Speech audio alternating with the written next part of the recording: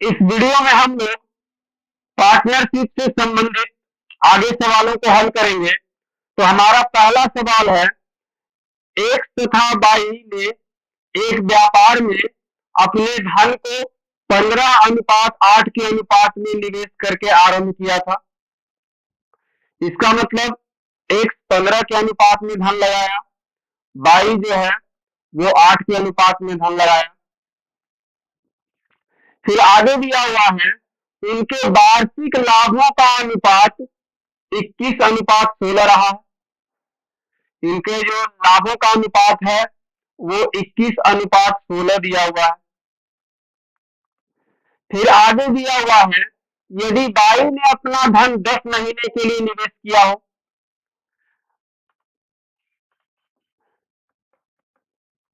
और फिर हमसे पूछ लिया तो एक्स के निवेश का समय कितना था। तो मान लेते हैं एक्स जो है अपने धन को एक्स महीने के लिए निवेशित किया। अब हम लोग जानते हैं कि अगर पूंजी को समय से गुना कर दे तो लाभ निकल जाएगा। तो हमारे हिसाब से एक्स का लाभ हो जाएगा पूंजी गुने समय 15 गुने एक्स, वाई का लाभ हो जाएगा पूंजी गुने समय 8 गुने 10। हमारे हिसाब से एक्स और वाई के पूंजी एक्स और वाई के लाभ का अनुपात होगा 15 गुने एक्स बटा में 8 गुने 10, और वो पहले से कैलकुलेट करके रखे हुए हैं। वो बता रहा है कि भाई मेरे हिसाब से जब कैलकुलेट करते हैं तो इन दोनों के लाभों का अनुपात जो है वो 21:16 आता है। हम भी एक्स और वाई के लाभ के अनुपात की बात कर रहे हैं, और ये भी एक्स और वाई के लाभ के अनुपात का ही बात कर रहा है, इसलिए ये दोनों आपस में बराबर होगा। फिर इसके बाद इसको हम लोग सॉल्व कर लेंगे। तो सॉल्व करेंगे तो यहाँ ये कट जाएगा 16 8 से 2 बार में, 10 कट जाएगा 2 से 5 बार में, 15 5 से कट जाएगा 3 बार में, 3 से 21 कट जाएगा 7 बार में। तो x बराबर 7 हो जाएगा। इसका मतलब ये हुआ कि x का धन 7 महीने के लिए निवेशित रहा है, और हमसे पूछा भी यही है। तो x के निवेश का समय कितना था? तो x के निवेश का समय था 7 महीना। हमारे सवाल का जवाब होगा 7 महीना, ऑप्शन नंबर सी। हमारा अगला सवाल है, ए ने एक व्यवसाय में 80,000 रुपये निवेश किया। ए का निवेश 80,000 रुपया है। कुछ महीने बाद बी भी 72,000 रुपया लगाकर शामिल हो गया। बी का निवेशित धन यहाँ पे बतला रहा है 72,000 रुपया। फिर उसके बाद हम लोग यहाँ पे समय देख लेते हैं। अगर समय नहीं दिया हुआ है तो इसका मतलब ये जो है 12 महीने के लिए, 1 साल के लिए होगा। उससे पहले यदि पूंजी कटता है तो हम लोग काट के छोटा कर लेंगे। ये 3 जीरो और ये 3 जीरो कट जाएगा, ये हो जाएगा 8 10 का 80, और ये 8 9 72, यानी ए और बी की पूंजी का अनुपात 10:9 होगा। ए स्टार्टिंग से ही है, इसका मतलब ए का निवेशित धन जो है वो 12 महीने के लिए होगा, और बी का हम लोगों को पता नहीं है। तो बी का हम लोग मान लेते हैं कि बी का निवेशित धन जो था वो x महीने था, x महीने तक अपने धन को निवेश करके रखा है। फिर आगे बता रहा है, कुल लाभ उनके बीच 4:3 के अनुपात में बांटा गया है। लाभ का अनुपात दिया हुआ है ए और बी का 4:3 का। तो हम लोग अपने हिसाब से पहले कैलकुलेट कर लेते हैं कि ए और बी के लाभ का अनुपात क्या होगा। तो ए का लाभ निकालना है तो पूंजी को समय से गुना कर देंगे, यानी 10 गुने 12। बी का लाभ निकालना है तो पूंजी को समय से गुना कर देंगे, यानी 9 गुने x। तो हमारे हिसाब से ए और बी के लाभ का अनुपात हो जाएगा 10 गुने 12 बटा में 9 गुने x, और वो पहले से कैलकुलेट करके रखे हुए हैं। वो बतला रहा है कि भाई हम जो कैलकुलेशन करके लाए हैं इसके हिसाब से ए और बी के लाभ का अनुपात 4:3 है। हम भी ए और बी के लाभ के अनुपात की बात कर रहे हैं, और वो भी ए और बी के लाभ के अनुपात की बात कर रहा है, इसलिए ये दोनों आपस में बराबर होगा। फिर उसके बाद इसको सॉल्व कर लेंगे। 9 3 से 3 बार में कट जाएगा, 12 3 से 4 बार में कट जाएगा, ये 4 से 4 पूरा कट जाएगा, फिर इसको हम लोग क्रॉस मल्टीप्लाई कर लेंगे तो x बराबर में आ जाएगा 10। इसका मतलब ये हुआ कि x का धन जो है वो 10 महीने तक निवेशित रहा है।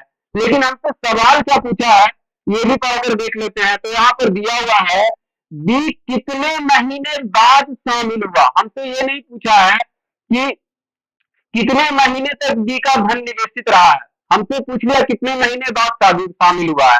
तो हम लोग जानते हैं कि व्यापार 12 महीने का था, 12 महीने में बी जो है बी का धन निवेशित रहा 10 महीने तक। इसका मतलब बी 2 महीने बाद शामिल हुआ होगा। तो हमारे सवाल का जवाब होगा ऑप्शन नंबर ए, 2 माह। हमारा अगला सवाल है, ए ने 45,000 रुपया निवेश करके एक व्यापार आरंभ किया। ये 45,000 रुपया इन्वेस्ट करता है एक व्यापार में। फिर कुछ समय पश्चात बी 54,000 रुपये का निवेश करके साझेदार हो गया। बी 54,000 रुपया निवेश कर लिया। यहाँ पर सबसे पहले तो यदि पूंजी कटता है तो इसे हम लोग काट कर छोटा कर लेंगे यहीं पर। तो ये हो जाएगा 9 पचे 45 और 9 छठा 54। तो ए और बी की पूंजी का अनुपात हो जाएगा 5:6। फिर आगे बता रहा है यदि व्यापार में होने वाले लाभ को वर्ष के अंत में, यहां पर बता दिया वर्ष के अंत में, इसका मतलब व्यापार 12 महीने के लिए था और ए स्टार्टिंग से ही है, इसका मतलब ए का समय 12 महीने के लिए होगा और बी कुछ समय पश्चात आया है। कितने समय पश्चात आया ये हम लोग बाद में निकाल लेंगे। हम लोग यहाँ पर मान लेते हैं कि उसका व्यापार उसका व्यापार जो है व्यापार में उसका धन 1 महीने तक रहा। हम लोग हमेशा यही कैलकुलेट करते हैं कि उसका पूंजी जो है कितने समय तक रहा, 1 महीने तक रहा। फिर आगे बतला रहा है कि उनका लाभ जो है वो 2:1 के अनुपात में बांटा गया है। अब हम लोग अपने हिसाब से लाभ को कैलकुलेट कर लेंगे। तो लाभ को कैलकुलेट करेंगे, पूंजी गुणे समय हम लोग कर देंगे तो लाभ निकल जाएगा। तो ए का लाभ हो जाएगा 5 गुणे 12 पूंजी गुणे समय। बी का लाभ हो जाएगा 6 गुणे x पूंजी गुणे समय। ए और बी के लाभ का अनुपात हो जाएगा 5 गुणे 12 बटा में 6 गुणे x। और यहाँ पर वो जो पहले से कैलकुलेट करके रखे हुए हैं उसके हिसाब से जो है लाभ का अनुपात होता है 2:1। दोनों एक ही चीज की बात कर रहे हैं इसलिए दोनों बराबर हो जाएगा। फिर उसके बाद इसे सॉल्व कर लेंगे। 12 6 से 2 पे कट जाएगा, ये 2 से 2 कट जाएगा। फिर क्रॉस मल्टीप्लाई कर लेंगे तो x बराबर में आ जाएगा 5। इसका मतलब ये हुआ कि बी का धन जो है वो 5 महीने तक निवेशित रहा है। ठीक है, लेकिन हमसे सवाल क्या पूछा है ये हम लोग देख लेते हैं पढ़कर। तो हमसे पूछा गया है कितने महीने बाद बी व्यापार में साझेदार बना। हमसे ये नहीं पूछा कि कितने महीने तक शामिल रहा, कितने महीने बाद। तो टोटल व्यापार 12 महीने का था, बी जो है उसमें से 5 महीने तक अपने धन को निवेशित करके रखा है।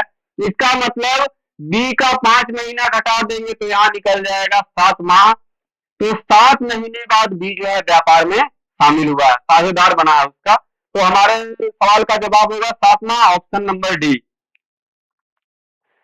हमारा अगला सवाल है, ए किसी व्यवसाय में 64,000 रुपये निवेश करता है। ए का निवेशित धन जो है वो 64,000 रुपया है। कुछ महीने बाद बी भी 48,000 रुपया निवेश कर करके उसके साथ सम्मिलित हो गया। सबसे पहले वही काम करेंगे हम लोग, पूंजी करता है तो काट के छोटा कर देंगे। यहाँ ये 3 जीरो और ये 3 जीरो कट जाएगा, ये हो जाएगा 16 चौके 64 और ये 16 तिया 48। तो पूंजी का अनुपात निकल गया 4:3। और उसके बाद यहाँ पर फिर आगे पढ़ेंगे समय के बारे में कि समय व्यापार का समय कितना था। तो वर्ष के अंत में यानी 1 साल के लिए 12 माह के लिए ए स्टार्टिंग से है, इसका मतलब ए की पूंजी 12 माह के लिए रही है। लेकिन बी के बारे में बतला रहा है कि बी कुछ माह बाद आया है। तो हम लोग यहाँ पर मान लेते हैं कि बी का धन 1 महीने के लिए निवेशित था। ठीक है, कितने महीने बाद आया ये हम लोग बाद में कैलकुलेट करके निकाल लेंगे, कितने महीने तक रहा है वो हम लोग मान लेते हैं। फिर आगे बता रहा है तब जो लाभ है वो उनके बीच 2:1 के अनुपात में बटा है। वो पहले से कैलकुलेट करके रखे हुए कि भाई मेरे हिसाब से जो है लाभ का अनुपात तब जो है वो 2:1 आता है। हम लोग अपने हिसाब से लाभ कैलकुलेट कर लेंगे।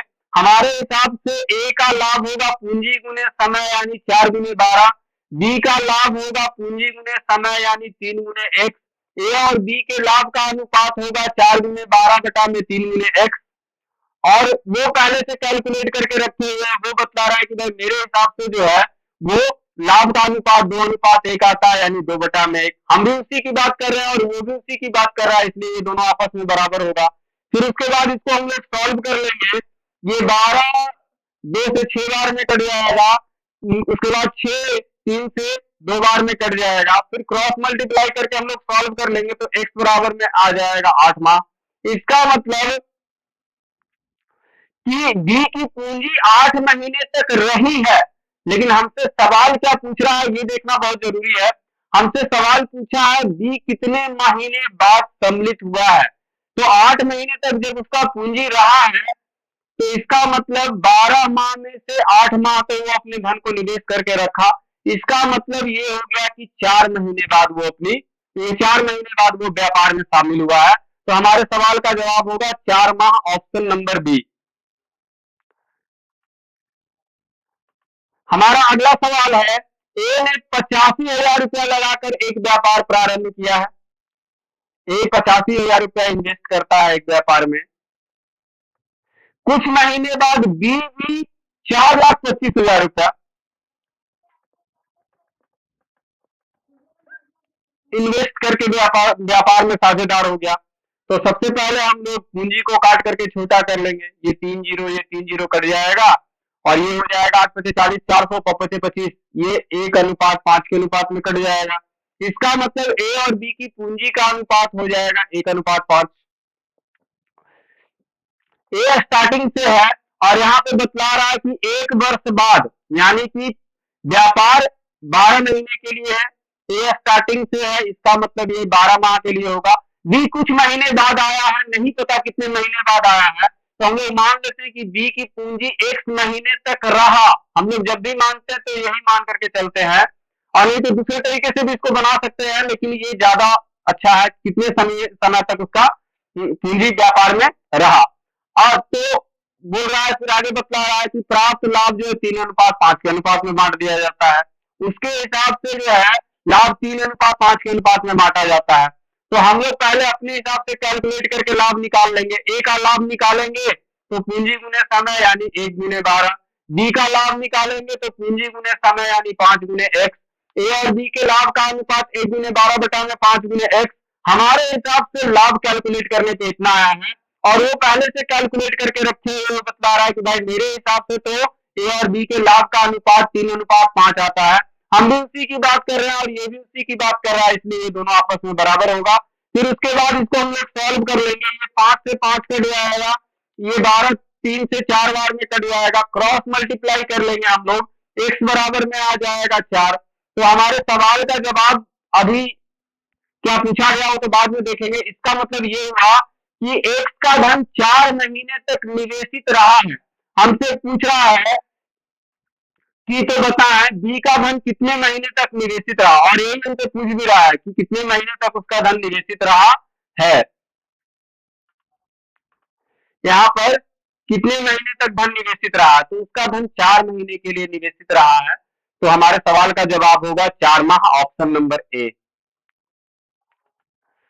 हमारा अगला सवाल है, ए तथा बी एक व्यापार में साझेदार है। ए कुल पूंजी का 1/4, कुल पूंजी में का लगा हुआ है, इसमें कुल पूंजी हो जाएगा 4। उसमें से ए को हिस्सा मिला है 1, और पूंजी बटा है ए और बी के बीच में। इसका मतलब ए को यदि 1 के अनुपात में मिला होगा तो बी को 3 के अनुपात में मिला होगा। और ए का भाग जो है वो 15 माह के लिए निवेशित रहा है, यानी ए की पूंजी जो है वो समय 15 महीने के लिए निवेशित रहा है।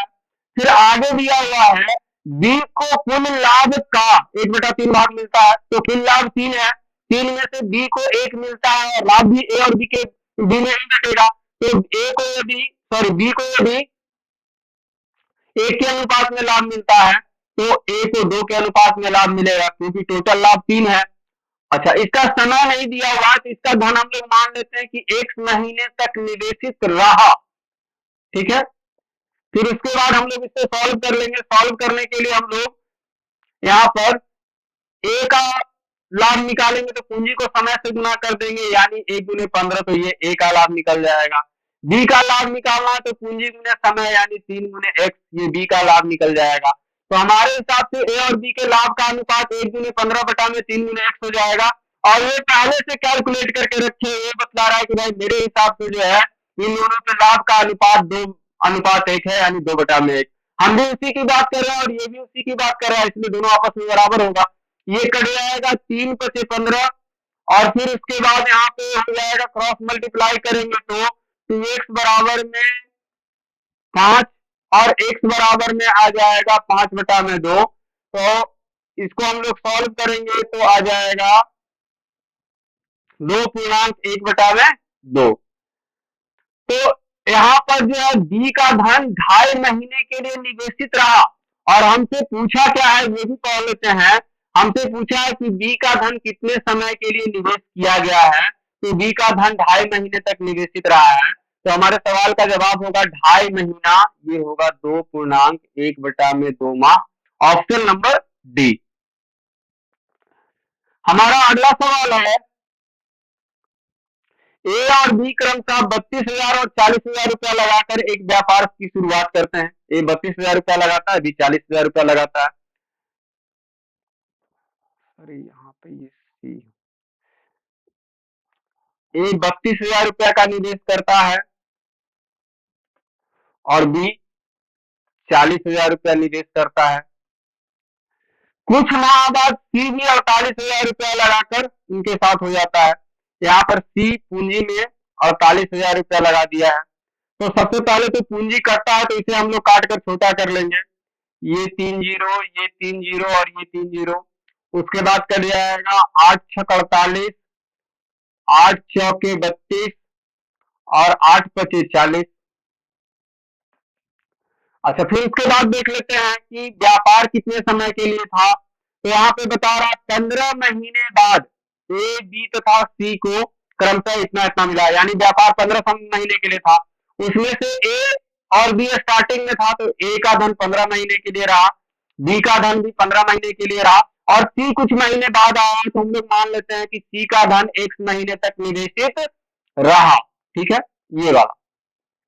और फिर लाभ जो है वो उनका 2,2500, सॉरी ए का है 2,000, यहाँ पे होगा 2,2500, बी का 2500 और सी का 2,400 रुपया निवेशित रहा। ठीक है।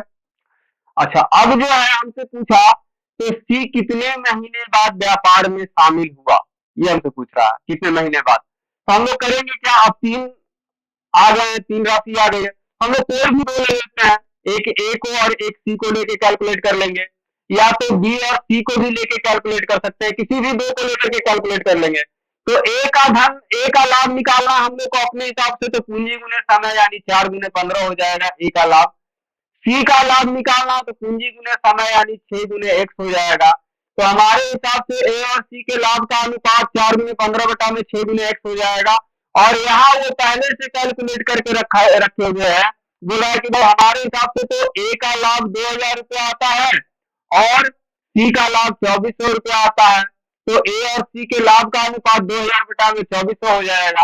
अब दोनों एक ही चीज की बात कर रहे हैं, इसलिए दोनों आपस में बराबर हो जाएगा। फिर उसके बाद इसको हम लोग सॉल्व कर लेंगे। ये 2 जीरो से 2 जीरो कट जाएगा, ये 4 × 5 = 20, ये 4 × 6 = 24, ये 6 से 6 कट गया, ये 5 × 3 = 15। इसका मतलब क्रॉस मल्टीप्लाई करके सॉल्व करोगे तो 12 आएगा। तो यहाँ पर सी का धन 12 महीने के लिए निवेशित रहा, लेकिन हमसे ये नहीं पूछा, हमसे पूछ रहा है सी कितने महीने बाद व्यापार में शामिल हुआ। तो टोटल जो था समय वो 15 महीने के लिए था, उसमें से सी जो है 12 महीने तक अपने धन को निवेशित करके रखा है, यानी कि सी का धन 15 - 12 3 महीने बाद निवेश किया गया है। तो 3 महीने बाद सी व्यापार में शामिल हुआ। हमारे सवाल का जवाब होगा ऑप्शन नंबर डी। तो आज की वीडियो में बस इतना ही, मिलते हैं अगली वीडियो में, तब तक के लिए जय हिंद।